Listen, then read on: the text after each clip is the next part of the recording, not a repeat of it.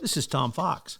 I'd like to welcome you to the newest addition to the Compliance Podcast Network, the Compliance Tip of the Day. This is the podcast where we bring you daily insights and practical advice on navigating the ever-evolving landscape of compliance requirements. Whether you're a seasoned compliance professional or just starting your journey, my aim in this podcast is to provide you with a bite-sized, actionable tip to help you stay on top of your compliance game.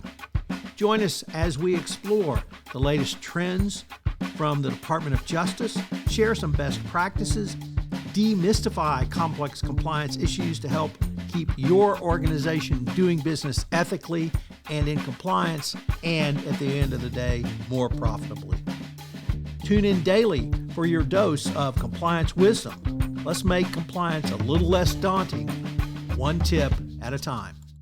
Now a word from the sponsor of the Compliance Podcast Network, Ethico. In compliance, the value of anonymous reporting is undeniable. But with Ethico, anonymity doesn't mean a loss of connection. Our blinded, two-way communication fosters an environment of trust and confidentiality, encouraging open and honest dialogue.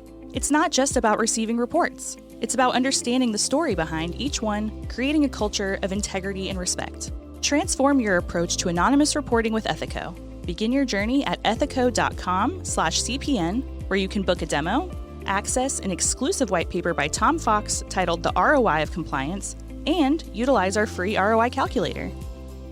In today's compliance tip of the day, we consider using communications to drive a speak-up culture. How often have you thought about the role of communications in your entire hotline reporting system? I do not mean posters giving the hotline number promising anonymity and non-retaliation. I mean using compliance communications to create a social environment where employees feel comfortable speaking up to ask questions and report concerns, and they know there are options for doing that and how to use those options. Why do compliance professionals find it so difficult to use compliance communications to move the ball forward to drive speak up? It begins because many conflate such communications with training. Training tends to be viewed as something that happens once a year or on some other similar cadence. Yet even the DOJ has seen the fallacy of this argument in its 2023 update to the evaluation of corporate compliance programs when it stated, quote, "Companies have invested in shorter, more targeted sessions to enable employees to timely identify and raise issues to appropriate compliance, internal audit, or other risk management functions," end quote. The 2023 ECCP also led to the following question: what resources are available to employees to provide guidance relating to raising an issue? Has your company assessed whether employees know how, when, and where to seek advice? These are all questions that you need to ask yourself and your compliance function literally on a regular basis.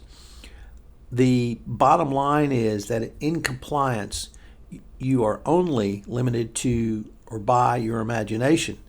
Bob Conlon, the former CEO of Navex, has said a speak-up culture only exists when it is paired with a true listen-up culture. This means you need to provide skills and resources for management so that they will not only be able to accept a report, issue, or information, but also to listen. Interestingly, Ronnie Feldman, my colleague on compliance and creativity, comes from the world of improv. And in improv, the key is listening to your partner and playing off them. So it's interesting to me that the world of improvisational comedy teaches us how to listen and how to respond. So listening is a key element in communications in compliance. This month's sponsor of the Compliance Podcast Network, including this podcast, is Ethico.